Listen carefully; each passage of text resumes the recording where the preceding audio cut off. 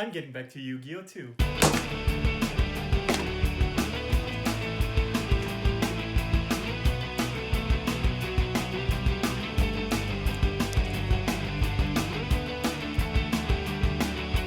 Hey guys, welcome to episode 3 of my Back to Yu-Gi-Oh series. It's back to school or work week, and I hope you guys are having a great start to your 2020, keeping up with your New Year's resolutions, unlike me. Anyway, the weather has gotten a little bit chilly up here in Mississauga, and I'm trying not to sound like a weather reporter, but I do welcome the cold and snow because we didn't really have a white Christmas in 2019. I caught a little bit of a cold, so I apologize if my voice sounds a little bit nasal or my throat sounds a little raspy. School has started for me, so things are gonna get a little bit busier as the weeks go along. Hopefully I can keep up with making videos. A quick recap from last week was that we managed to upgrade our deck with Destiny Heroes and managed to add in Cross Crusader, Honest Neos, and Plasma. We did manage to see some improvements by being able to take at least one match and one game, but we're still having trouble overall in trying to get into the top 4 of the locals. So this week I'm going to be working on my side deck as well as fine-tuning my main deck to see if we can do a little bit better in game 2 than 3. In the meantime, I've also decided to order 3 copies of Fusion Destiny and some extra deck hero monsters such as Nova Master, Mask Hero Blast, and The Shining so that we could increase the number of super poly targets and versatility of our extra deck. I am seriously tempted to get Malicious Bane and the Dusted Gold as I was doing my online shopping, but I'm trying my best to hold off for now. Also, the pre-order prices for Liquid Man and Sunriser are pretty insane right now, almost at the price of Malicious Bane, so yeah, I hope that we don't get any short prints just like Malicious Bane. Also, I'm thinking of buy listing a whole lot of cards from my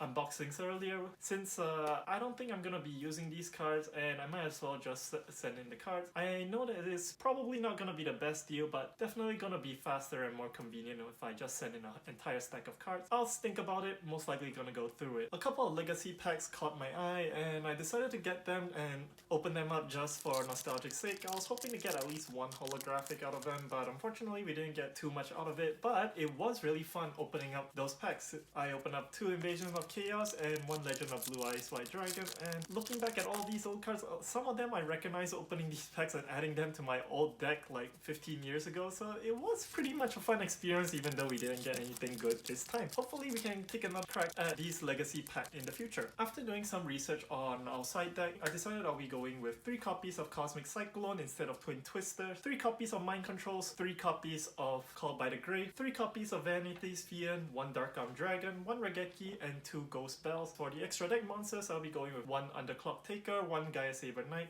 and 1 Tornado Dragon. Hopefully our side deck is gonna be a little bit better compared to the first time, or the first couple of times actually, but I can sort of see that starting to shape up a little bit. There's only one way to find out, and that is to take it down to the locals and test them out.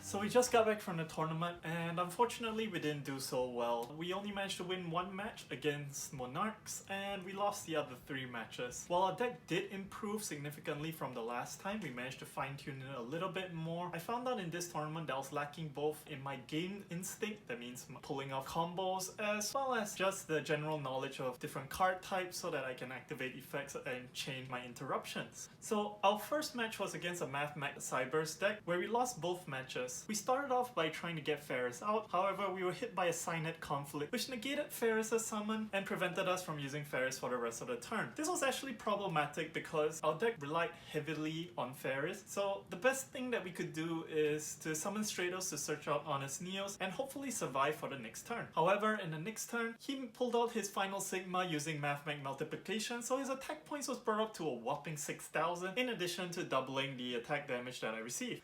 I did my best in this play, but unfortunately it didn't go too well. The next game, however, it was a little bit of a mistake on my end. I started off with a Dark Claw, which unfortunately couldn't stay onto the field for too long. I also had a Solemn Strike as my face down, but I also played it too early. I felt I should have waited till Fight No Sigma was played before I activated it to negate his summon. Match 2 was against Monarchs, where we had some trouble facing Majesty Fiend that prevented us from using our effects. Unfortunately, the camera angle wasn't really good, and it was angled downwards, so it only showed our board most of the time, but I'll try to get more bits on the B-rolls. Anyway, Majesty's Fiend caused us to lose the first match, and because we weren't able to combo off, it made me realize that one of the biggest weaknesses of the hero deck is not being able to pull our effects and do special summoning. We attempted to power through Majesty's Fiend because that was the only card that was on his field. However, our opponent managed to continue building his board. However, in our second match, we managed to use Mass Change to power through Majesty's Fiend and continue going on for game. Game